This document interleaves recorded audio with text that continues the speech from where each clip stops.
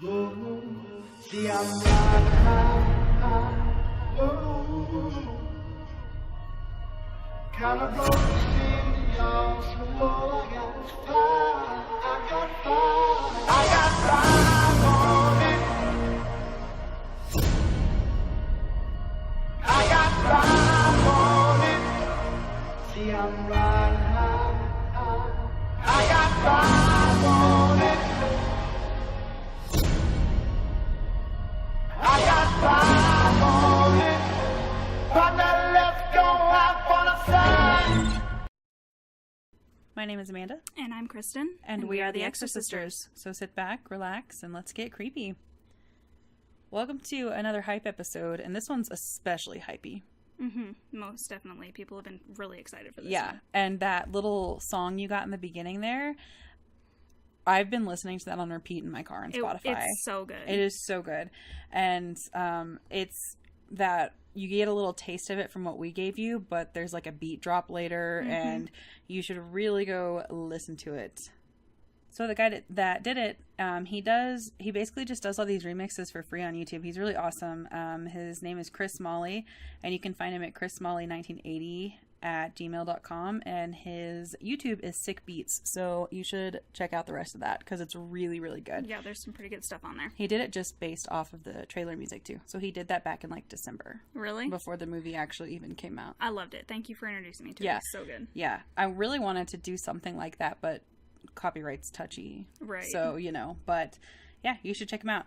This whole, like, music and all this music in this movie, and you know how I am with music, I love it, and I pick up on it, and it all is so good. There's a chorus piece at the beginning that is so haunting, and it's also on the Spotify. The whole soundtrack is on Spotify, and it's so good. So I definitely recommend checking it out because it does such a good job of like setting the tone of the movie. Oh yeah, and then it keeps everything so like a tightrope the whole time. You're just waiting and on the edge of your seat. You're anxious the whole time, but not in like the bad anxious. It's like the good horror movie anxious. There's a lot of opinions on this movie too. Yeah, I've been noticing that too. I don't know about you, but I've been looking at some other reviews just to see if anyone else liked it, because I loved this movie. Yeah. So much. I really enjoyed it too.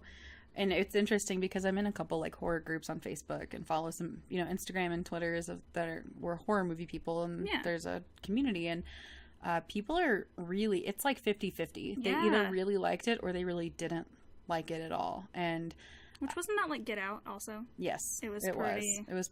Yeah. It was very polarizing. But Us, I thought was, I read an article and it was like Us has saved the horror movie genre or something like that. And while it was good, I don't really think horror needs saving. I don't think so I think that was a little dramatic. Yes, Jordan Peele is doing some amazing really stuff. Revolutionary things. While, not... that what they were saying was that horror has gotten so formulary and not very creative. Right, but definitely. You have to look at every movie genre, in my opinion, because look at romantic comedies. Like, it's always the same. That's fair. Yeah. There's like either they break up for a while and then find themselves again, or it's like an embarrassing love story. Yeah, or like I was just watching Aquaman a while ago with Connor, and I even made the comment, I was like, okay, we know that this is going to happen. This person's going to die, and it's going to happen in front of somebody, and he's going to have this mission, because that's what happens in every superhero movie. Exactly. And that doesn't mean they're not good. It's just the way it is. People can only create so much in the time we've been on Earth, and people will continue to get creative. This was very original. And this will still happen in all movies. And take just like romantic movies in general. Somebody's going to die. Or, it's just the same formula. But that doesn't mean it's bad. And I don't think the horror genre needs saving. No. Does it need some creativity? Yeah, but that's everything. I mean, look at all the remakes we're doing. Right, absolutely. That are still good in their own right. But also, we're just doing a lot of remakes, I mean, even this movie, as original as it seems, there's so much stuff in it, and Jordan Peele did a great job of pointing it out to you. Yeah. He does movie covers in it, and he does a shirt that says Chud on it, which is actually a movie that this is kind of based around. Inspired by. Yes. Yeah. So he points it out to you. He knows where things were inspired by and shows you. It was awesome. Right.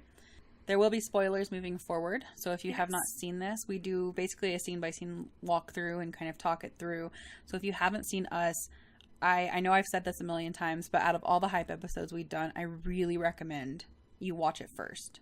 Because it's a very, like, go into it just blind. Because the trailers kind of give you an idea of what it is, but it doesn't go into it barely touches the surface, I think, of what it is. I don't know about you, but I definitely try not to read up on anything, or I'll see maybe one trailer and then that's it. I don't look for more trailers because I don't want it spoiled or anything. And I love, for example, Chris Stuckman on YouTube. You introduced me to him. I watch all of his movie reviews religiously, but I won't watch something we're going to review until after, at least, because I don't want Chris Stuckman hated it, and I usually agree with him, and he's like, it's a C or whatever, which is not what he said, but then I'll go into it being like, okay, well, exactly, it's not going to be that great, and then that may warp my perception of it. Right.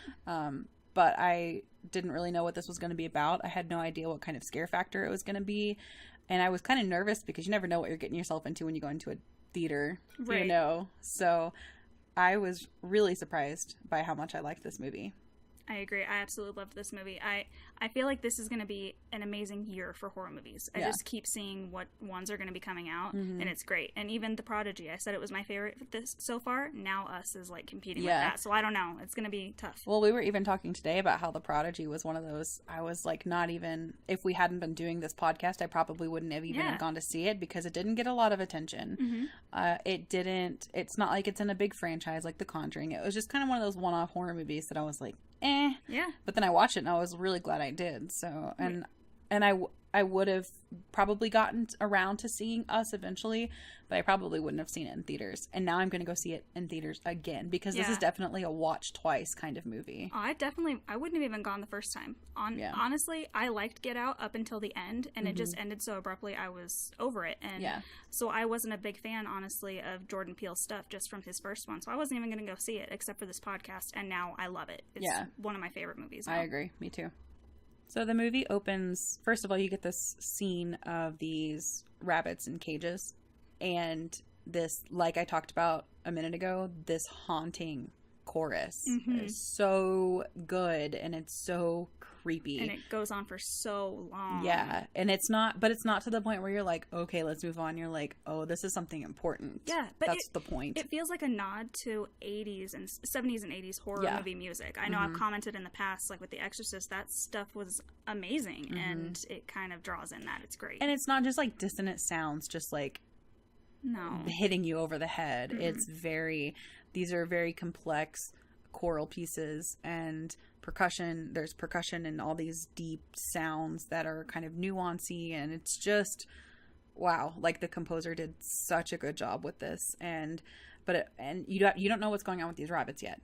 Right. And you're kind of in this like classroom. So many of them. And you're like, what the hell? There's I don't get it. 6 rows by, I don't know, 20 columns. There's so many rabbits. Yeah. And then it starts with all these quotes about underground tunnels in the United States. Like that, which is so weird. It's like we're looking at rabbits and then all of a sudden tunnels. What does this have to do with each other? Yeah. And you're like, oh, well, maybe they have to run through dark underground tunnels. But you're like, no, because this is Jordan Peele, that it's deeper than just a scary kind of slasher creepy movie. It's a lot deeper than that. I mean, Get Out was essentially a political piece. Yeah, absolutely. So going into it, that it's not just going to be a surface kind of movie, it's going to be a thinker. And so you're like, it's one of those where I need to see it again because I was taking notes like I usually do, but it's such a detailed movie that now I want to go watch it again and just not be able to peel my eyes away from it. It starts in 1986. But this commercial I knew would tie into it at some point, but it's a Hands Across America commercial, which in the 80s was this unifying, like literally holding hands across the United States. And of course there wasn't like a full line across the United States, but across big major cities. And so Hands Across America is going to come into it eventually, because then it cuts to you're in Santa Cruz, California, and there's a little girl with her 2 parents there, and she's probably like 10, 11 maybe, something like that, and she has a Hands Across America shirt on. So there's that's the second mention of Hands Across America, and they're at they're there for her birthday, and her parents are like bickering back and forth the whole time, which is kind of sad. Like, the dad does something for her, and the mom's like, oh, I wish you would do that. And then he's supposed to watch her, well, but he's doing something, and of course she wanders off, and she sees this sign that this man is holding that says Jeremiah 11:11. Which I looked up. I don't know if you did or not. I did, but I did not. I think I did at some point in my notes here, but if you have it. Yeah, well, if anybody's wondering, it is word for word this. Therefore, thus saith the Lord, behold, I will bring evil upon them, which they shall not be able to escape, and though they shall cry unto me, I will not hearken unto them. Ugh. So basically, some bad shit's gonna happen, and God's not gonna help you. Nobody's gonna save you. You're all alone in this. You have to deal with it. I think the what surrounds that verse, I'm not a Bible expert by any means, but it was basically a wrathful God was, people weren't doing what he wanted them to do. Right. And he said, okay, kind of like the flood, Absolutely. And she wanders down these dark stairs to a beach. And at first I was like, oh, that's creepy. Why would you do that? But then I was like, man, I would go to the beach at night. It's pretty. Like, I would be super interested in it. And so I get it. So she's completely alone. And she's kind of got like a creepy demeanor about her anyways, because she doesn't really talk. She doesn't smile. She's just kind of holding, I think it was like a caramel apple or something. Yeah. And she's like wandering towards the ocean, and we're like, oh God, is she going to drown or something? Well, it looks like she's just going to walk right in. Like she's almost like possessed kind of. But instead she finds she walks up to this building. I think it was called like Shaman's Vision Quest or Find Yourself or something like that. And it's like a fun house. It's got a bunch of mirrors and naturey sounds, and it's really dark. And then of course all the lights go off because they have to, because it's a horror movie. Yeah. And she sees an exit sign. So at least the emergency exit sign still works, but it's full of mirrors. So she's like running towards the exit sign and runs into a mirror. That's terrifying. Have you ever thought about how truly terrifying like mirror houses are? Because I haven't until this movie. I don't go into them. I've gone to amusement parks before, and I just stay away from the fun houses. No, I don't think. I'm from Texas, and if you don't know anything about the Texas State Fair, it's insane. Like, it's huge, and they had a bunch of them, and I think I did them as a kid, but I honestly can't remember doing one, and now I never will. Like, what if the lights go out? Exactly. Or like I don't know, just being alone in a fun house with mirrors. I don't like looking at myself anyways. Yeah. Well, I don't know about you, but I grew up on Are You Afraid of the Dark? And I think it's the second episode is literally about a fun house and a clown in it that haunts them. That scared me as a kid.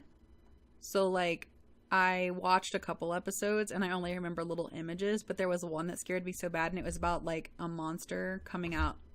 There was one about a monster coming out of like a swimming pool drain, and I had a swimming pool growing up, and that was just like it for me. I was like, nope. Interesting. I don't remember that from Are You Afraid of the Dark? But I remember that from X-Files, and that always creeped me out. I never watched X-Files. Huh. Okay, now we're getting off topic. Yeah.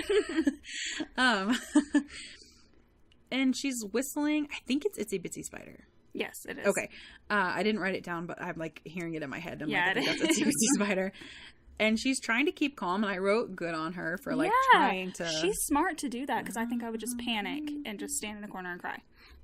I would probably start screaming for someone to come find me. Yeah. Honestly, like, which is probably not a good idea though in hindsight if somebody is in there and after you, because you're just like screaming. Hey, I'm here. Come find me. Yeah. But I mean, as a kid, I'd probably scream and cry. I don't have those same reasoning skills, and I haven't been exposed to killers yet, And someone whistles back, which, okay, I think I would just pass out. Yeah, if I was alone and somebody just fucking whistled back at me, oh, no. There's so much to this movie, and we're not, like, even 10, 15 minutes in yet. It gets going quick. Yeah. It's not a build-up kind of movie. No. It's a very, like, persistent, consistent kind of movie. And she runs away, but then she runs into herself, but it's not a mirror. Ugh. She's looking at essentially her double or her doppelganger or her twin or whatever. It looks exactly like her.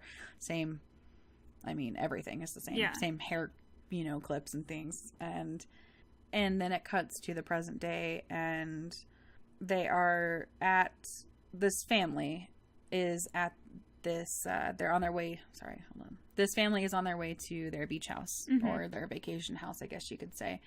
And this is when that "you got fun on it" comes in for the first time. And I didn't pick up on this because I was also, this is another reason why I wanted to see it again, because I was taking notes, so I was looking at my phone again in the back. Nobody was next to us. But if somebody noticed that she's kind of, Jason, her son, is kind of not suspicious of her because there's no reason to be, but if you start noticing things, she's like, yeah, get into the rhythm, and she's snapping off rhythm. I noticed that. Did you? I was like, she's off, dude. What is? Don't follow her. You're like, she just is not musically inclined. It's whatever. But you're starting, like, when you look back at it, you start to see these little things that she's kind of off. But you also have gotten, like, an idea at this point that she's got some sort of, like, PTSD about whatever happened to her, but you didn't see what happened to her. You basically just saw, before it cut away, it grabbed her around the throat, and then it ended. Yeah. Like, that scene ended.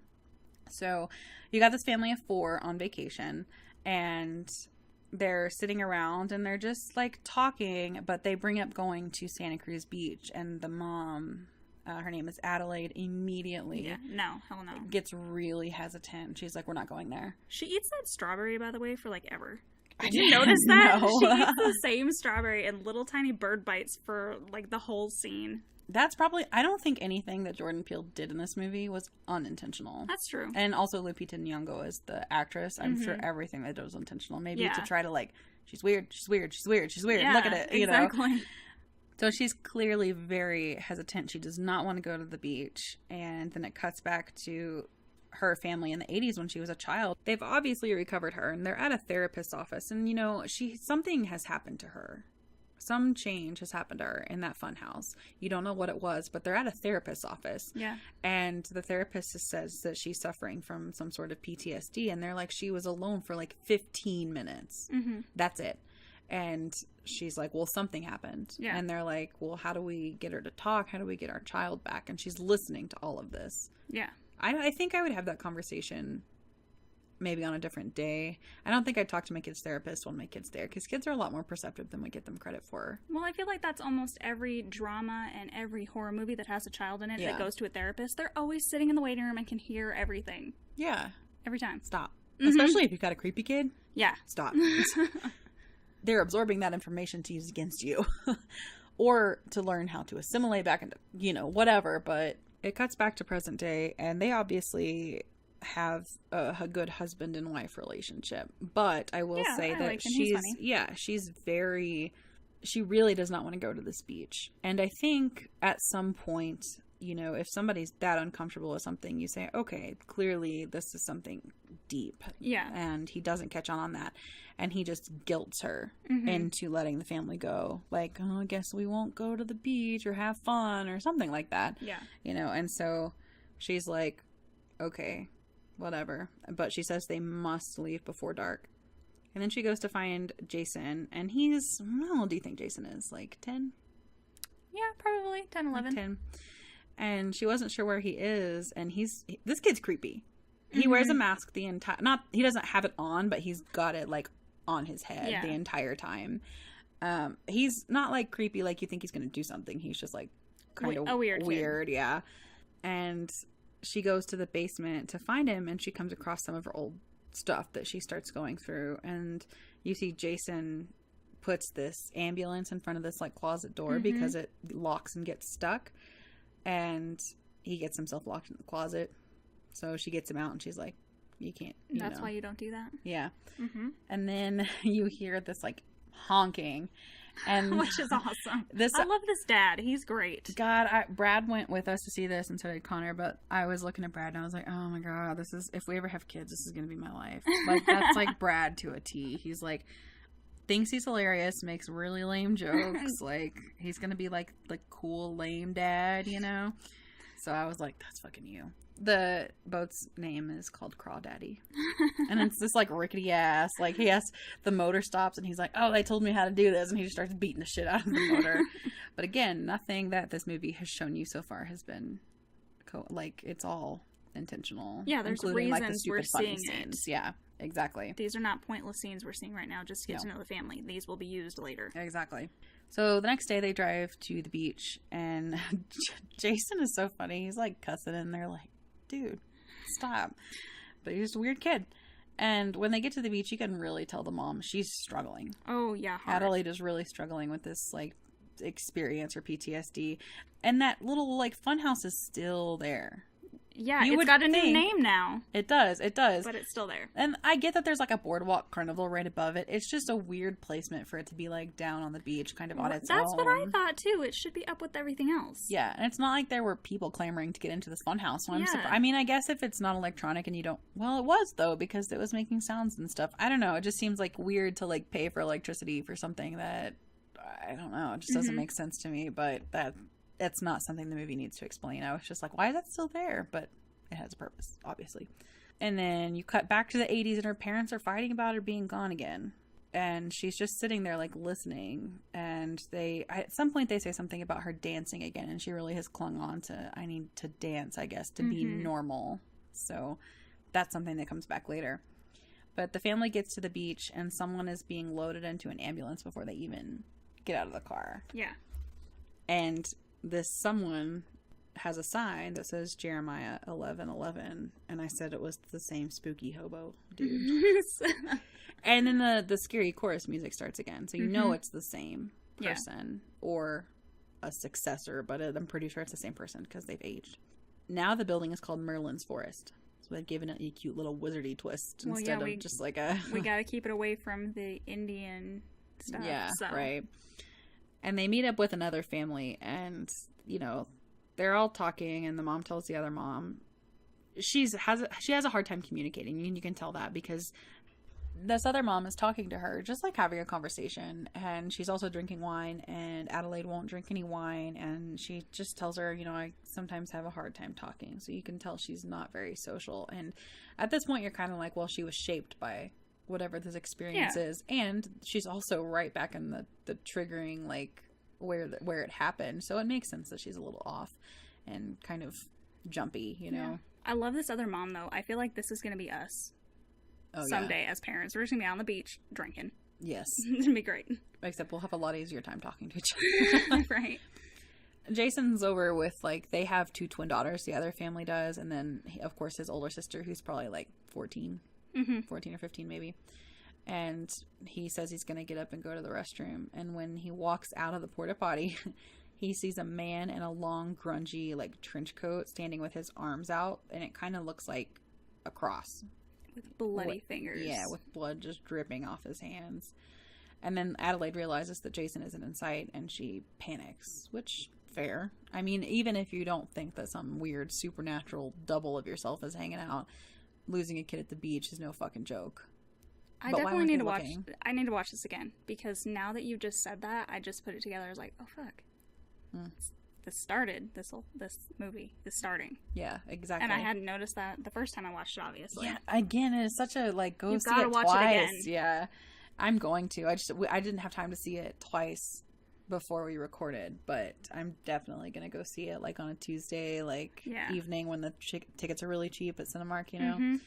And of course, as she's really triggered, so she's just totally panicking. And so at some point they leave because it just cuts back to the house, and she's telling the kids goodnight. And Jason wears his mask all the time, and he's clearly still freaked out about the experience because, of course, you see some man bleeding, standing, look like he's being hung on a cross. Like, dude, right? It's gonna stay with you. Yeah. And she sits with him, and she takes his mask off because he's wearing his mask on his face, and she tells him, "Stick with me. I'll keep you safe." And they notice the clock says 11:11.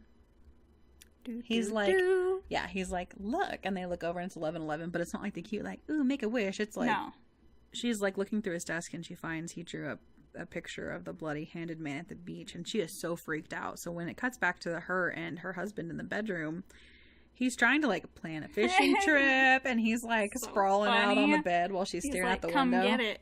Look at the D. And like, it's just like, and she's like so spread creepy, eagle. Just standing there staring out the window. I thought she was going to do something crazy at this point. He is like clearly not perceptive at all. Because she's clearly struggling and you're trying to like start some like sexy shit. No. Mm-mm.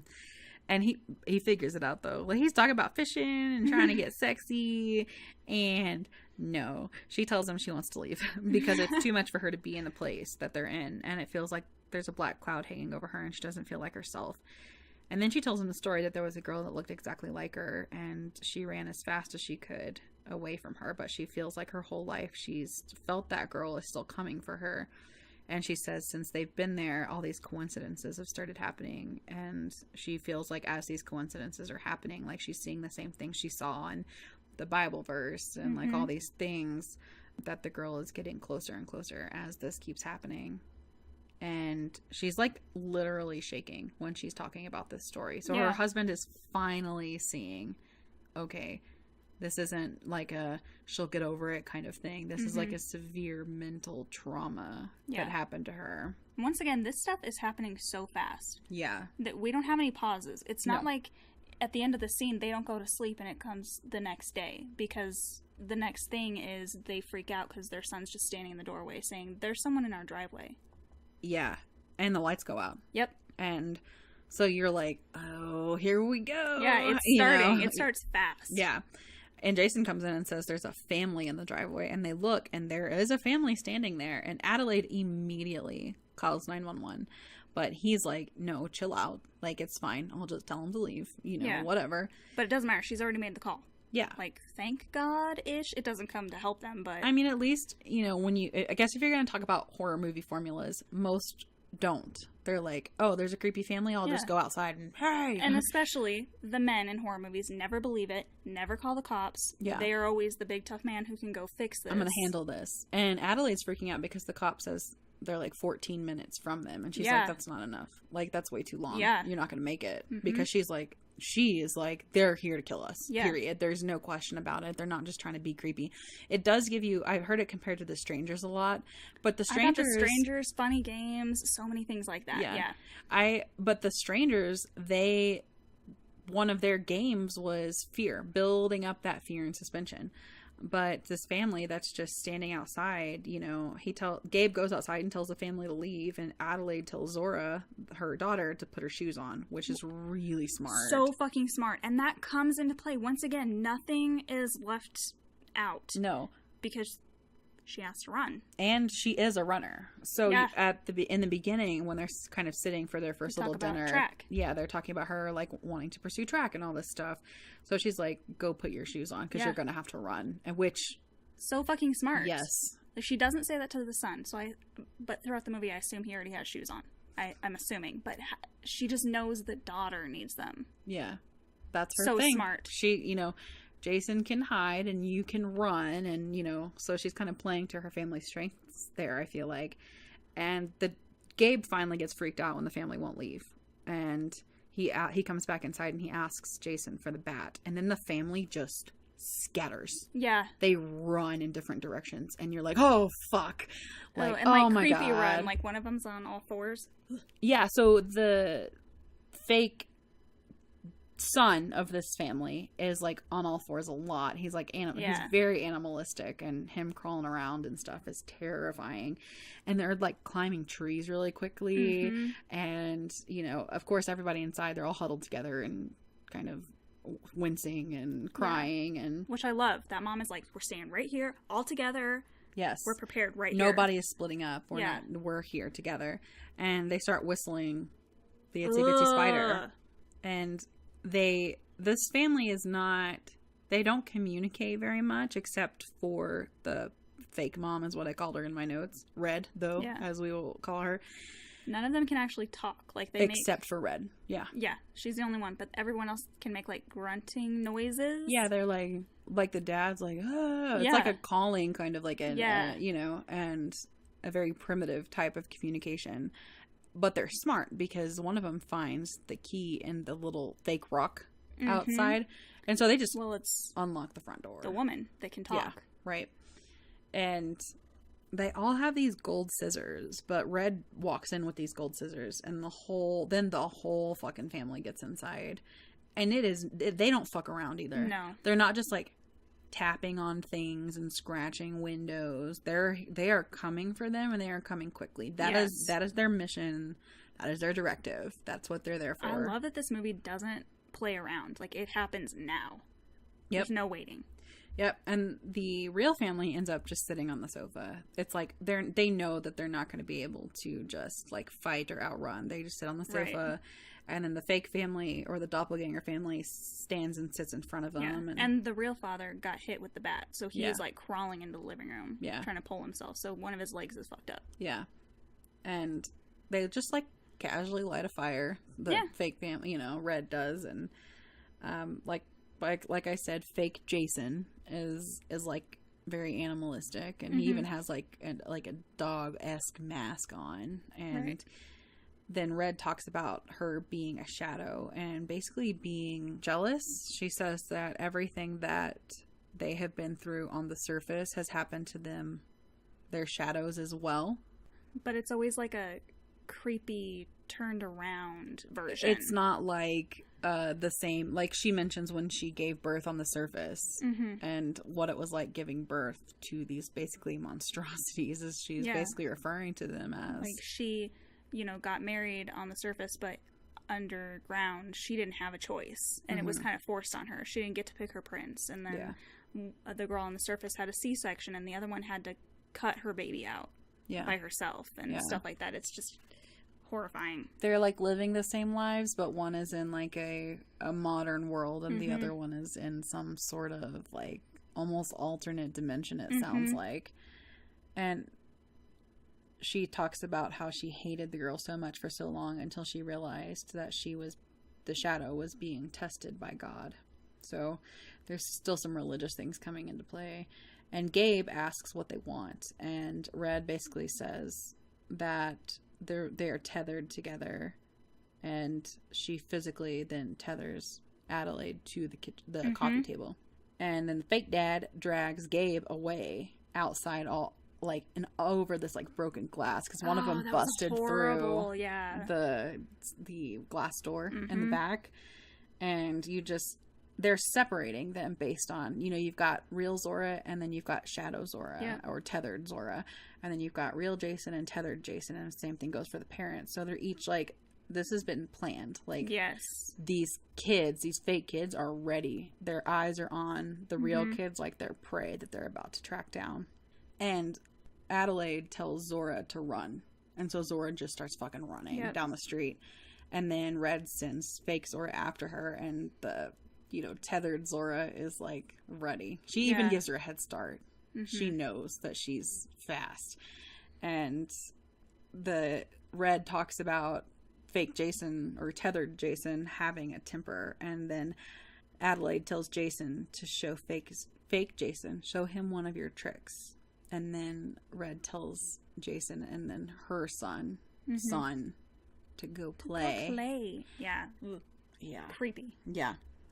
And then it cuts to the dad's struggle. And of course, the tethered pulls out these gold scissors that they all have. And you think he's going to stab him, but he just punches him and he knocks him out. And then it cuts to the boys in the closet, and they have a match. And you see the tethered Jason pull his mask up, and you can see that his face is like burned. Yeah, something bad happened to his face. Yeah. And so Jason is he's a pretty smart kid. He's very observant and kind of analytical in what he's going to do and what could scare this kid. Yeah. And well, he learns pretty fast what scares him will probably scare this kid. Yeah. And then of course, tethered Zora catches up with the real Zora, and she ends up like standing on top of a car looking down at her, which is so creepy. And when you think about all these actors and actresses playing both of these parts, they're so different and they're so well done, especially Lupita Nyong'o's. Yeah, absolutely. Oh my She's God, amazing. she should get an Oscar. She played like Jacqueline Hyde, perfectly. She won't. I was gonna say, I mean, I agree with you. She probably won't because it's a horror movie. But maybe because the screenplay won an Oscar already before, because the screenplay came out, and that's why there was so much pressure on this movie to be good, because the screenplay won an Oscar. But we'll see. I really hope she gets it, because this performance was so good. They were two separate people completely. But basically, when tethered Zora is standing on top of this car, this guy comes up and he's like, "Get off my car!" I was like, guy. "Oh, you're so tired of life." But then you are. Well, that's good, because it's over for him. Yeah, right. She fucking murks him. Oh, good. Yeah, murders the shit out of him. But Zora is good. Like, I mean, you want to be like, hey, don't run back inside or come on, but she just fucking takes off. Well, she's like, that guy behind. Exactly. Like, she's murdering him, so I'm gonna run. That's gonna give me a chance to get away.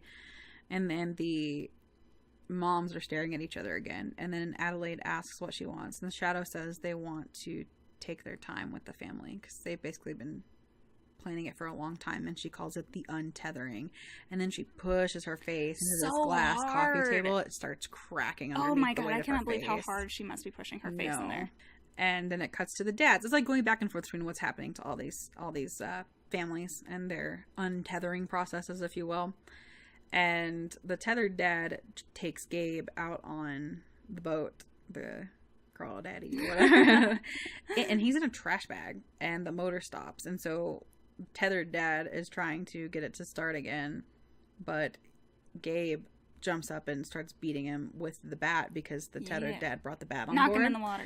Yeah, and they both go overboard. Yeah. And then it cuts to the boys. So it's like, oh my god, you want to know what's happening in all these storylines. Yeah. And you get wrapped up in one, and then you go to the other, but then you get wrapped up in that one, and then you don't want to leave that one, and it just keeps you gripped for every single one of them. Yeah. It's not like in books where sometimes you've got a story of one character and then a story of another character, and you're way more into one than the other, and you're like, okay, let's get through this so I can get back. They're all equally as terrifying and interesting. The boys are in the closet, and Jason's kind of had this lighter that he hasn't been able to get. It's a trick lighter. Yeah. That he's supposed to be able to play with, and he can't figure it out. Yeah. But he finally gets the lighter to work, and it really scares the tethered Jason. And so he's able to lock him in the closet, because that's the same closet. He kept putting that toy ambulance on to block so it wouldn't close, but he locks him in there, which is really smart. Because you really don't know either at this point. Can they be killed like humans? Mm-hmm. Are they supernatural? Can they just be locked in places and that thwarts them? Like, you don't really know at this point. Right. But he locks him in there and he can't get out. So, and then Red lets him out. So she walks away from Adelaide and lets him out. And then she goes down to the basement. And then it cuts back to the dads. And he's still trying to swim to safety. And it cuts back to the mom, and Adelaide has managed somehow to reach her toes out to get a dancer. Yeah, and she reaches her toes out to get a fire poker. Mm-hmm. Like, fucking smart. Yeah, and so she has it now. And then it goes back to the dad, and he managed to crawl back on the boat because it's just kind of going, and it leans to the left, so he's able to kind of like time when he can get back on it. And he starts the motor on top of the... Yeah, it was so good. Yeah, and he's like, fuck you, bitch. So he doesn't say that. Like, he just starts it, and it's ew.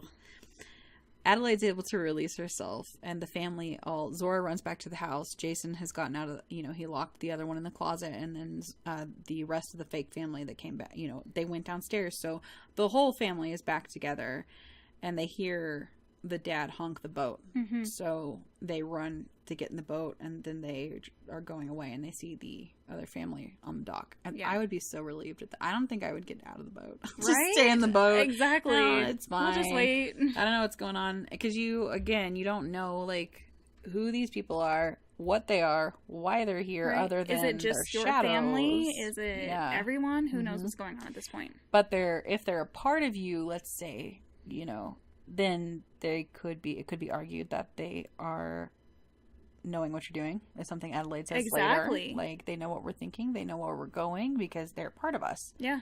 Which is kind of what she's always thought. As soon as that family showed up, she knew exactly what was happening. Well, which kind of leads you to the put on your shoes, and then Red tells her to run. Like, she also vice versa kind of knew that maybe something was going to happen where her daughter needed to run. Exactly. And then it cuts to the other family's house that they met up with on the beach, and the mom hears someone outside, and she's like, the backup generator came on, which means they've lost power. Mm-hmm. And she's like, go check. And he's like, no, I'm comfy. I'm gonna stay on my chair and drink my whiskey or whatever he's drinking. He's like the worst parent ever. Yeah. Who cares? Man, the other night, Brad and I heard something. I don't know. I still don't know what we heard, but we have this... We don't have a gun, so we have this hockey stick by our door, and Brad grabs it, and he's like going out there, and he's like, I don't know what it was, but there's nobody in there. I'm like, okay. And he went quick. Like, if I ever was like, oh man, I'm like hearing something and I'm really scared, he'd probably be like, okay, I'll go look. Mm-hmm. And this guy's like, no, this is my comfy chair, and I'm not getting up. Which he should have. Or maybe he shouldn't have. It depends on how you look at it. And then you see that this other family has their own tethered family. This is the best fucking scene, and this is how it should happen. You don't torment people, you just get it done. Because that gives them an opportunity to fight back. Exactly. But you also notice that nobody in this tethered family really talks or has anything to say like Red does. So I could see, you know, if she's the intelligent one of however many of these people or whatever they are, then maybe the other ones just can't speak. And so they're like, we have a job to do and we're going to do it. Because the first thing they see is they're arguing and their twins come out and they're like, what the fuck is going on? And then another one shows up. And stabs her. Like, so good. Just get it done. But imagine, like, being a parent and, like, the last thing you see before you die is your child dying. Is your child killing your child? Yeah. But you've got both of your kids standing right there and, like, a duplicate comes up. Yeah. Like, what the fuck? Yeah. How awful. Yeah. Would not be resting in peace. Like, definitely, like, a ghost trapped on this side. Because, like, obviously that's just such a horrific way to go. And then from the side comes the dad. Doppelganger, and it just happens so fast. And the mom comes down the stairs, and then they're just dead. Yeah. There's just blood, and they're dead, and it's done. It takes like a minute. Yep. It's great. To the Beach Boys. Yeah. There's a really cool shot of the mom dying and bleeding out, and there's like this trail of blood to the Beach Boys, and I was like... And then she asks the... Good Vibrations, actually. Ophelia or whatever the hell her name is. Oh, it's like a Google Home Alexa, but like an off-brand. Yeah. It's called she Ophelia. She asks her to call the police, and what shows up is the song Fuck the Police. Yeah, this movie's really good because there are a lot of horror movies where the humor just doesn't land, and the humor in this movie lands pretty well. Yeah. Gabe is funny, and all his humor isn't like poorly placed, in my opinion. I thought it was all good. No, it's very good, and it's not like a funny horror movie just to make you laugh. Like the funny is there for a reason. Yeah. So Gabe and Adelaide and their kids show up because this is the only other place they really know to go. Yeah, these are their friends, the ones they were on the beach with. Exactly. So they go there and they realize that the family that's there is the other family because they answer the door. Yeah, the doppelganger dad shows up in a robe but covered in blood. He took the dude's robe. He killed him and he's like, that looks comfy as shit. I'm gonna wear that. And they take Adelaide inside and then... Yeah, they grab her so fast and yank her in. It's great. Gabe and the other dad face off, and the kids run, and it's really good that the kids ran away because at some point, fighting this fake other family, at some point, they are like, fuck this, I'm tired of being afraid, I'm tired of running, it's time to fight. Yes, which I love. The kids do first. Like, well, obviously the parents are fighting for their kids, but the kids are first, like, I'll hunt them. The dad's still trying to kill the other dad, and the mom is taken inside. We don't know what's going on with her yet, but the kids fight back, and it's great. Yeah, they walk into the house, and Zora grabs a golf club that's just leaning right there, and she's, like, ready, and I was like, yes! And they hear their mom scream upstairs, and so Jason grabs this, like, heavy, it's like a geode on a stand, like a rich people decoration. I was going to say, well, I got to comment on that really quick. Just the socioeconomic statement that's being said right there, because you have poor people who probably have a baseball bat behind their door. That's what I do. Yeah. Then you have rich people, they have a fucking golf club. Where do I stand with a hockey stick? In the middle? Yeah, middle income. Well, that's just because Brad's had it for like 16 years. Exactly, because he's a hockey person. But that's what most people, even if they don't play baseball, they have a baseball bat. Yeah. But this dude's rich and he's got a golf club and a geode. That's just expensive. A fucking golf club just sitting there. Yeah, and then Jason grabs that, like, heavy, like, geode that's on, like, a stand. Which is great. I'm like, yeah! That is a blunt object. Yes. This cause some blunt force trauma. Which it does. And they both arm themselves, and they go upstairs, which is so smart because, I mean, it's not just like Jason just let his sister take the golf club and got behind her. He's like, what can I use? And he just grabbed something heavy that he could hit with. Smart. Yeah. Especially for their ages. They're not, like, teenage. I mean... Zora is, but they're still really young. She's like preteen-ish. She's so fucking smart. Like, as they're walking up the stairs, they go to the first room. She looks in. There's nobody in there. She shuts the door. Fucking smart. I wrote that down, too. She shuts all the doors as she passes them so that nobody can just... If somebody comes out, she hears the door open. She either knows the door is open or she knows there's nothing in there already if it's still shut. I don't even know if I would be thinking... I mean, I wouldn't. Knowing horror movies, I might, but, you know, this kid's like, what, 13 or 14 years old? It's not like she's an expert. And like horror cliches, you know. Super smart. I actually wrote that down too. one pops out, one of the twins, and she pops it right over the railing. The golf club, and she sends it over the rails. Yes. And I wrote, she's killing it. I love her. Get it? Yeah, get it. Get it. And she beats the other girl to death, too. So good. Like, she hits her, and she's maybe down. Like, in a horror movie, someone would stop and walk away, and they would come back. No, she fucking gets her over and over and over again. Fuck out you of see her. blood splattering. I'm like, yeah! And it's not like, I think, you know, some people are like, oh my god, like, can you imagine, like, looking at that and doing it? Yeah, how gratifying. Not how traumatizing, how gratifying. Exactly. I would beat I don't care what it looks like. I don't care if I see brains coming out or eyeballs popping out. I don't give a fuck. It can mess with me later. Me and my therapist will deal with it. Exactly. You know, like, but you survive, and your survive. family survives. Exactly. Because at this point, she thinks, I mean, she could think that, hey, maybe her mom is dead. Maybe her dad is dead. It's literally her and her brother. She's got to protect him. Yeah. Come on. And herself. Yeah. And they've got to protect each other. That's why he's bringing up the rear with the geode. Yeah. And they come into this bedroom, and the other fake mom has Adelaide tied up to the bed, and she doesn't kill her. It looks like she wants to. She, like, gets the scissors. She knows she's someone else's. Exactly. Like, she doesn't fucking kill her. She, like, brings the scissors to her throat, and she, like, resists. So even if they don't speak, whatever these things are, or whoever these people are, they have some sort of intelligence and problem-solving skills. A lot of it, you know. Whether they're just as intelligent as us, or they have like kill mode on, and that's all that they're doing. You don't know.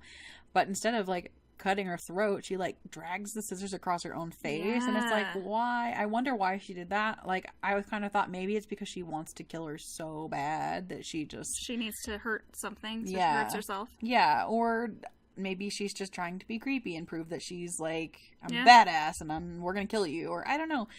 Again, she's just kind of been sitting on the vanity playing pretty for a while, so it's weird. I don't really know why she does that. Lip gloss or lipstick or something, and just like looking at herself, and which I'm assuming she's never really been able to do, is feel pretty. And then Gabe tries to. They struggle, and he runs off to like a yachtish boat. It's like not a yacht, but it's like a bigger boat. Best name for a yacht. Did you see it? I did, but I didn't write it down. It was called B Yacht. Oh my god. Get it? Get it? He takes a fucking flare gun and he shoots it at him, and it just kind of goes, and it fucking fails. Then it's all smoky and you can't see anything now. You've just like made it harder on yourself. And it's all smoky and fiery, and then it cuts back to the other fake mom hearing the struggling, and she's watching it out the window. Yeah, and she is kind of like, you think she's like emotional because her like husband, her tethered husband or whatever, she starts like, crying, screaming, and then laughing, but she's not making any sounds. No. So creepy. This movie's creep factor was turned up to 11. It doesn't have a lot of jump scares or anything like that. It's just psychological creeps. Yeah, like if I was being tortured or like hunted, this would be my worst nightmare, because they're so creepy. Imagine like seeing that in a window, and you're like, oh fuck. Yeah, right? This bitch is crazy, and she doesn't give a fuck. They don't make any sounds at you. They don't do anything. They just kill you. Just kill. They're like killing robots. Yes. I wrote down, Mom hears the struggle and is crying, but then laughing? Yeah, laughing. And then Zora comes in, and she struggles with the fake other mom. Well, because she takes too long. She like hesitates, but the mom is in tune. Like, it's like they're hunter, like watching animals. Your reflection in front of her. Yeah, right. She's at the vanity. So. No, she's at the window. Oh, that's right. That's right. Glass window she can see her reflection in. Yeah. Come on, swing faster, get her. Yep.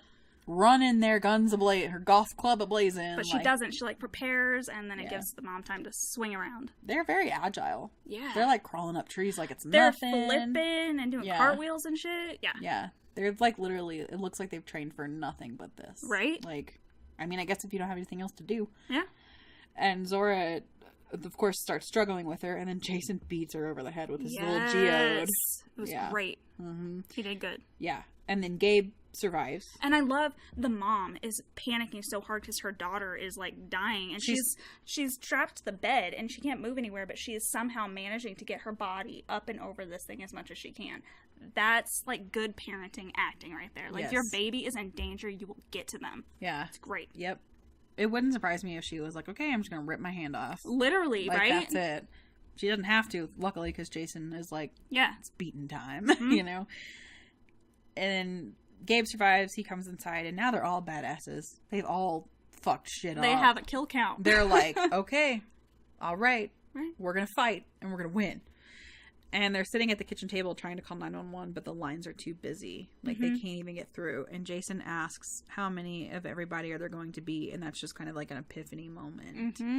And they turn on the TV and see that it's happening to everyone, at least in the United States that you know of. It's just happening everywhere. Got film of all these people in red suits just holding hands everywhere. All in red. Where did they get these uniforms? That is a good question. Where did they get them?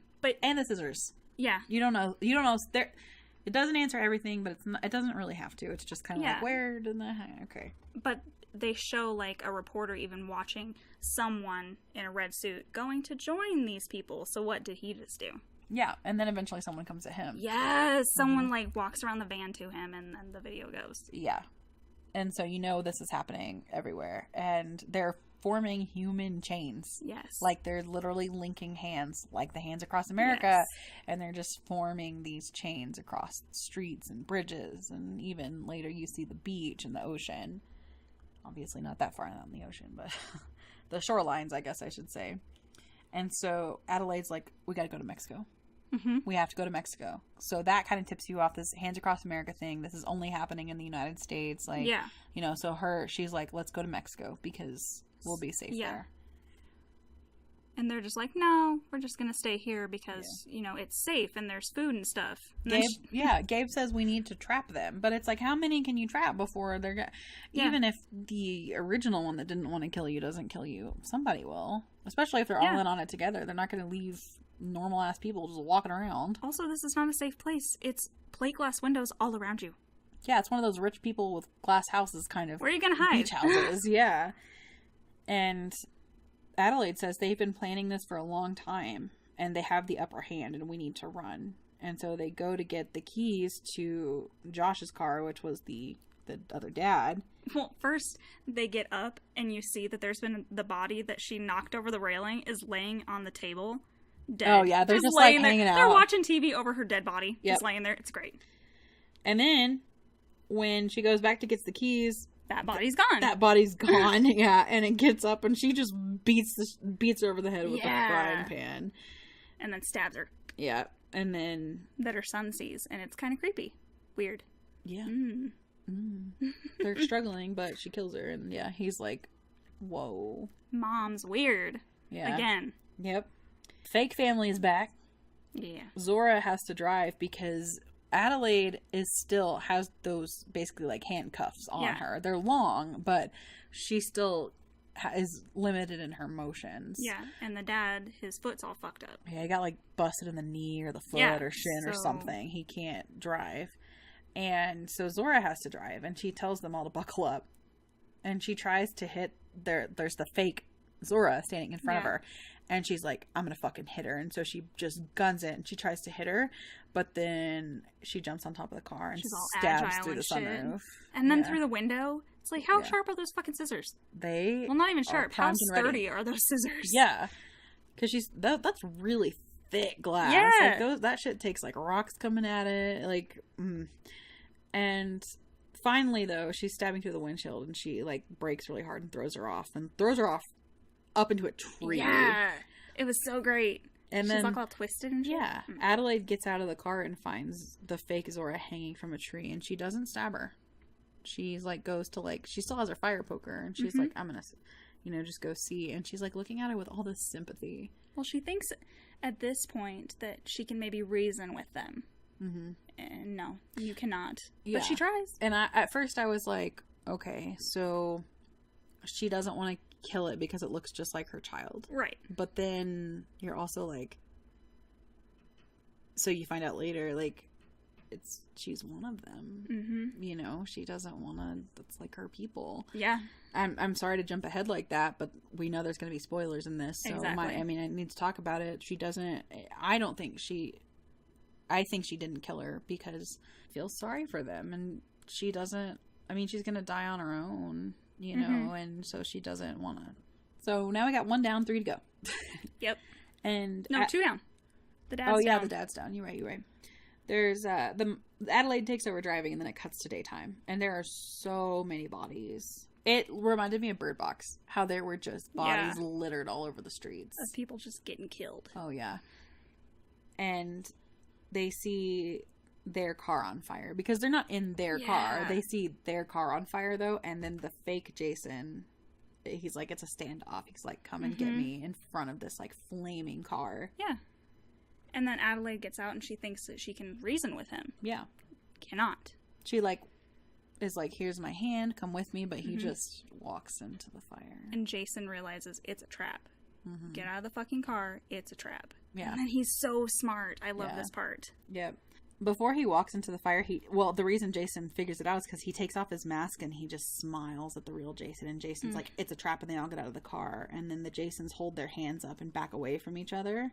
And then the fake Jason walks into the fire. And then the fake mother...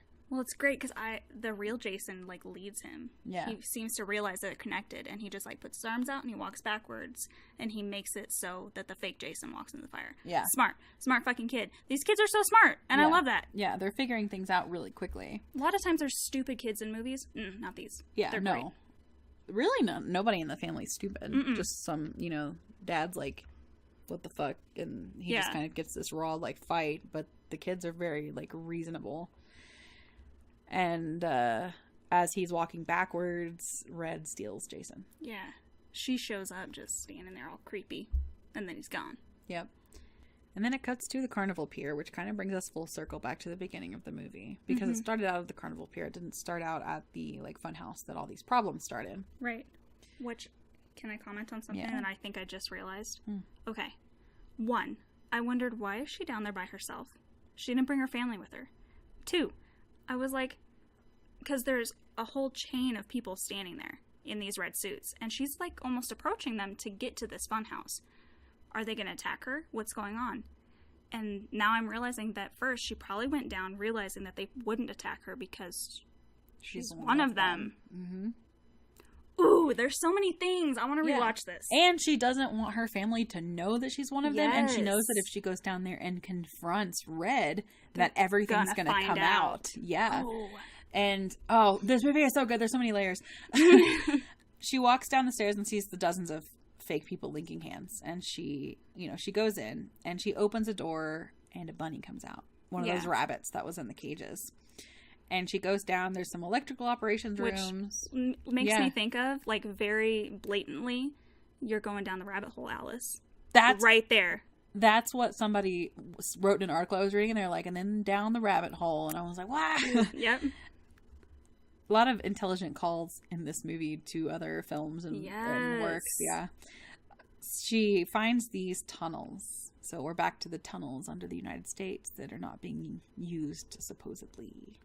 In there, so this, this is definitely, I'll just say it. So Jordan Peele wrote, directed, and produced this. So this is his all the way through. He created all of this content, put in all these little pieces that we're finding. Yeah, that's awesome. Which he's probably like wants you to like find things out as you're talking about it, or the second time you see it, like peel back those layers.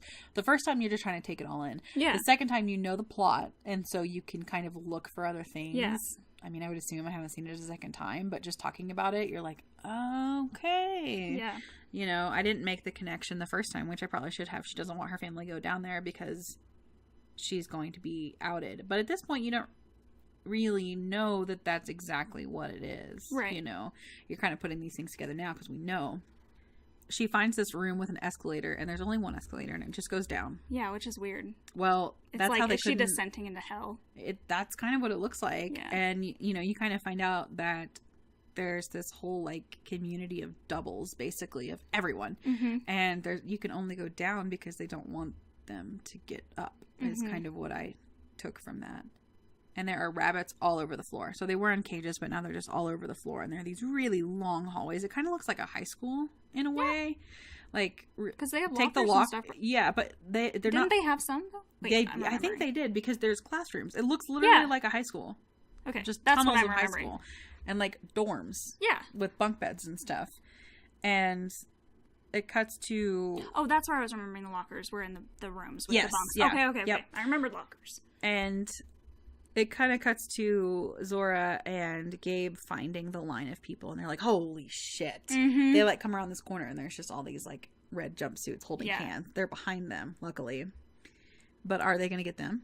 Exactly. Like, they could, but there's some sort of, this is ritualistic, and you know.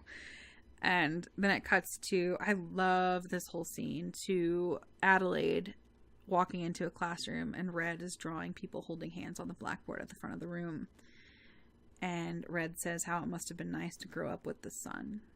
And she says, we're human too. Humans built this place. They created a way to copy bodies, but they couldn't copy the soul. So there's one soul between them. Mm-hmm. And this is why she says the tether continued for generations. Then there was us. We were born special. So basically, to get their souls and to really live fulfilling lives above, what I took is they have to kill these people. Their goal is to get the soul that dwells between them. It definitely, I mentioned it to you in the theater, like with the gold scissors, it made me think of like Hercules, you know? Yeah. The thread won't cut. Scissors! But yeah, those were gold scissors too, and I feel like I should have done more research, honestly, for this, you guys, and I'm sorry, but I feel like that's got to be something... Like in Greek mythology or something. Yes. Gold scissors like and the soul and something like that. Yeah. They want to cut the lifeline. Definitely.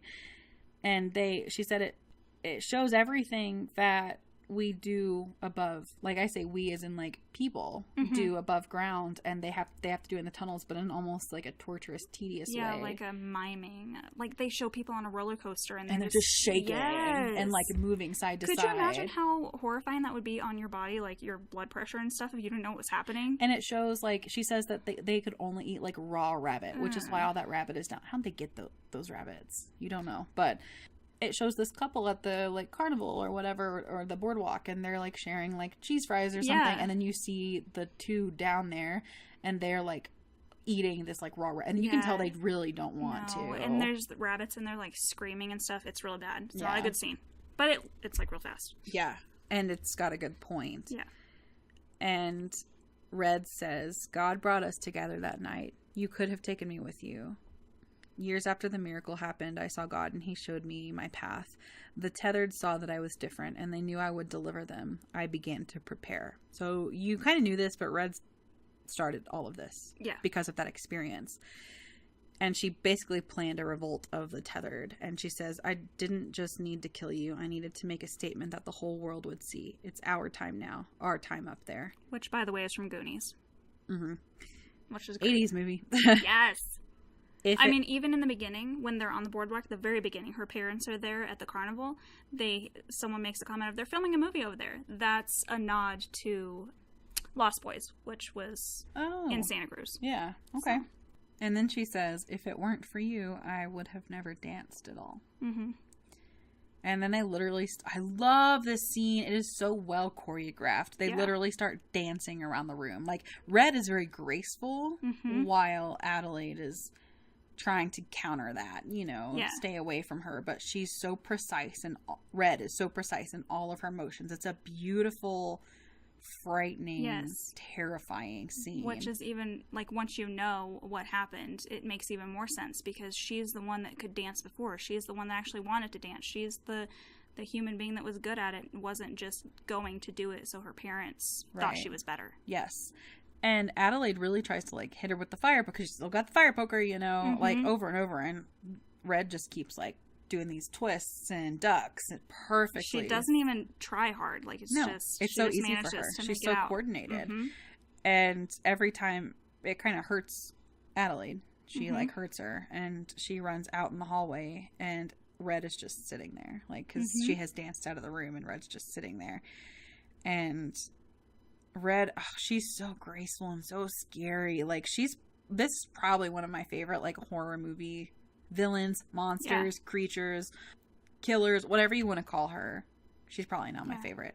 And she's not doing much. She's literally holding her scissors in front of her and just dancing around. That's it. So just her feet, really. But think about so creepy if you were in that. Ooh, no.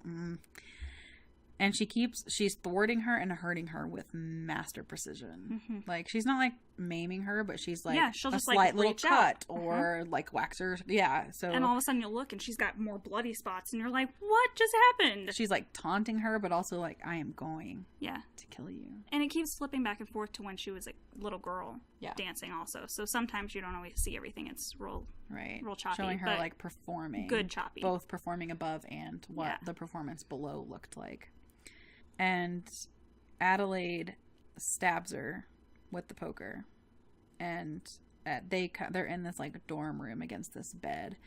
And they've still dancing, but Adelaide finally, like, gets her with the poker. And Red starts whistling as she's basically dying. And you just see this shot of Adelaide, and it's so primal. And she's, like, laughing and making these, like, really deep noises. Because Red... we forgot to mention, talks very raspy and deep because when they initially had their encounter as children, you see Red grab Adelaide around the throat, and so you can only assume that she choked her and messed up her vocal cords to some extent. And so she's got this really scary low voice. And you've also this whole time heard the grunts and noises that these tethered people have made, and they're not like sounds that you and I would make. They're very low and groany and grumbly and like I said, primal, like they're calling to each other, and these just very basic human noises.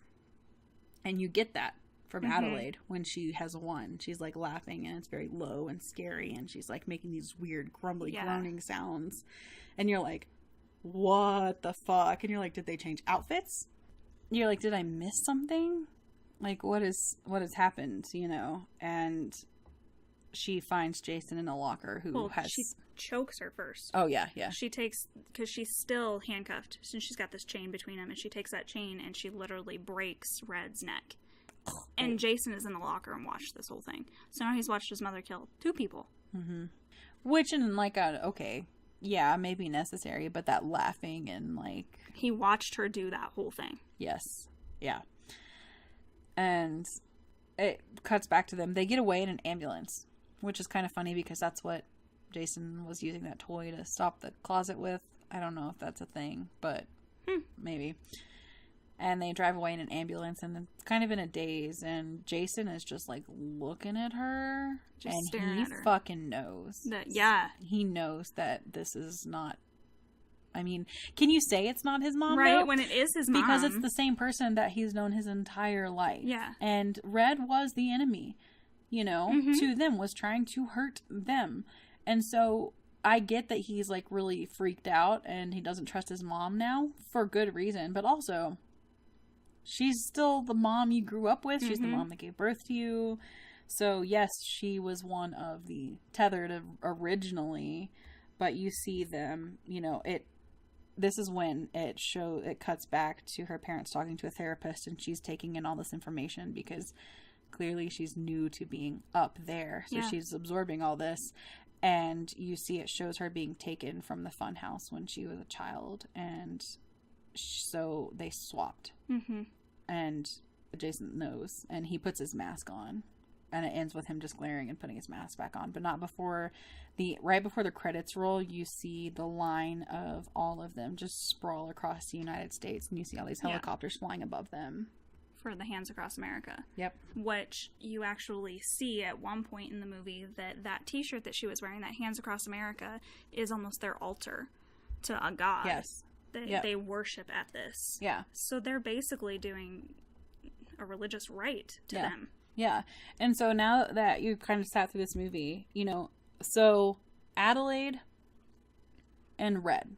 Yeah. You've the whole time thought Red was the one that was the double, but they switched. So this entire movie, the reason her behavior is so weird and she doesn't want to go back is because she's just trying to live this normal human life and stay away from what she crawled out of. Right. But since she stole a real human, if you want to call it that's life, the real Adelaide, quote unquote, that got sent underground when they swapped out, she's got language and communication skills and all this stuff, but now she's forced to live this eating raw rabbit. You can tell it's driven her crazy. She's just stewing about all this, you know, and so she's like, okay, I'm going to lead these primitive people to a revolution. We're just going to massively murder everyone up there, and I'm going to take my life back. Yeah.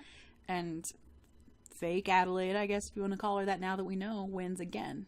And she still gets to live as a normal person, which is, I guess, you kind of see it coming, but at the same time, it just makes so many things like, what the fuck? Like, I don't know. What was your first thought when you were you like, oh yeah, okay, or were you like, what? I mean, I saw it coming, but what I really liked was that they showed little pieces that I didn't catch at the end that you should have. Like when her parents say, when's she going to talk again? You're like, oh, she's just traumatized. No, she doesn't know how to talk. And that's something I didn't catch until then. Right. Well, a lot of kids, when they're traumatized and something happens, they stop talking. I loved the end of this movie, how it brought everything together, things that I missed. Yeah. It's not one of those, I thought going into it was going to be one of those thinkers where you're like, what the fuck just happened? But you know what happened. Yeah. It didn't ask you to create something that it didn't show you. Yeah. For like the bulk of the plot. You know, it's not like you are going to go into this and you're not going to enjoy it because it's going to be such a difficult movie to comprehend. It's not at all. It's just a big twist at the end. It's like, it's kind of like what we call like M. Night Shyamalan twists, you know? And it also kind of, you know, Jordan Peele's really good at making political statements with his movies, but not in, I guess Get Out was in more of kind of an in your face kind of way. Yeah. But it kind of shows you like, if you think about it a little deeper, and we try not to talk too much about politics in horror movies, but sometimes it can't be. It's just part of the story. You've got two socioeconomic classes, if you want to look at it that way. You've got, let's say, the very, very impoverished and the very, very privileged, and the impoverished rising up on the privileged to try to get a taste of what that life is like since they've been so oppressed and they haven't been able to do anything about it. Somebody finally comes and does something about it. So you've got these kind of class talks, you know, that you have to think about and things like that. So, you know, and sometimes in a movie it's a little bit too much and you just kind of want to watch a movie. But I think this movie, it brings awareness to some of those things if you want to think about them, but you don't have to think about them. Yeah. Well, I find it interesting. I didn't even think of the political part of it, but I took a spiritual part of it with me. I took maybe you should really think about how you're living your life because maybe it affects other people. Yeah, that's true. I never really thought about that, but big time, like everything they did mirrored. Yeah. Imagine if someone was doing drugs or self-harming or, I mean, committed suicide, like... it's a heavy movie if you really think about it. Now, if you don't sit and think about it, you can still enjoy it. If you don't want to think about politics, and if you don't want to think about ethics, and if you don't want to think about those kind of things, I like to just watch horror movies. And I kind of like to try to see different angles and why they did certain things, and what was the director and the writer, and in this case the producer, trying to tell me. And, you know, but I'm not like a philosopher by any means. It's not something that I will rack my brain over. But knowing Jordan Peele, I knew that he uses his platform, I think, for good conversations to be had, and that's what I took from it. Definitely. I think he's a really good director. I can't wait to see more stuff he does. That's what a lot of people are saying. They're like, of course, just like M. Night Shyamalan, he may have a few flops, but the good ones will hit, and they will hit so hard. Yeah. And he's 2 for 2 right now. Yeah. And his comedy's funny. Like, he and Peele on Comedy Central, I don't know if you ever watched his skit show. It was still never funny. Did. I knew he was a comedian, but I never watched his stuff. And I'm starting to realize more comedians need to be horror movie directors. Yes. They're doing a great freaking job. And honestly, I mean, comedy and horror aren't too far. There are funny things in horror movies that help you get into it. And then in funny movies, honestly, there's a lot of times where there's horrific quality to it that helps it along. So they're so tied together. I think a lot of comedians are comedians because they deal with problems and trauma and their own issues with comedy. I don't think a good comedian can just be funny without having some and I know this is not every case, but I think a lot of good comedians are good comedians because they've had some tough life experiences and they've learned. I mean, I use humor to deflect all the time. You know that about me. I mean, Robin Williams. Right. Exactly. Some of the most, people that struggle the hardest are comedians. And so I think that when you look at that, a comedian writing a horror movie it just kind of makes sense because we've all got darkness and we all cover it up differently. And I think a lot of really, really, really good comedians. Jim Carrey, too. Mm-hmm. I know, he's obviously alive still and hasn't committed suicide, but he's talked about some dark shit that he's been through, and he's revered as one of the goofiest dudes that's ever made movies or acted, So I think that we should cross more, maybe some comedians, if that's something they feel called to do, should really try it, because I think that their material could really hit home with people, but also still give you just a good on the surface level of creepy, scary horror things. And I think that Jordan Peele does a really good job of bringing real life and some political things and social struggles and racial struggles to light by making it a horror movie and giving it a twist, but something people will watch without being like, oh, I don't want to think about this. Right. You know what I mean? Absolutely. Okay. Oh, Jess. 5 out of 5. Absolutely. But I mean, it's easy. I didn't even have to think about it. No. I would love to see more movies like this. I think that it's something now, okay, don't get me wrong. I love going and seeing things like The Conjuring where it's just plain possession and there's not a lot of twists and things like that. And it is what it is. Love that too. I love all horror in whatever form you want to serve it to me. Yeah. But I think that this is so refreshing to go see because you don't know what you're getting into. Let's just talk about it. We know what we're going into. It's still great. The Curse of La Llorona, we know what we're getting into. And there's good in their own respect, but this is a horror movie that horror movie fans can enjoy and love, no matter if you like these kinds, I say, of horror movies or not. It's got something for every horror fan, in my opinion. So 5 out of 5, easily. Yeah, absolutely. I keep saying, like I said, Prodigy was my favorite. Now I don't know. This might be beating it this year. It's going to be a tough year it's going to be good to figure out which one I love more. Horror is going to, like you said, it's going to be good this year. Yeah. I'm excited. So thank you for joining us on this hype episode.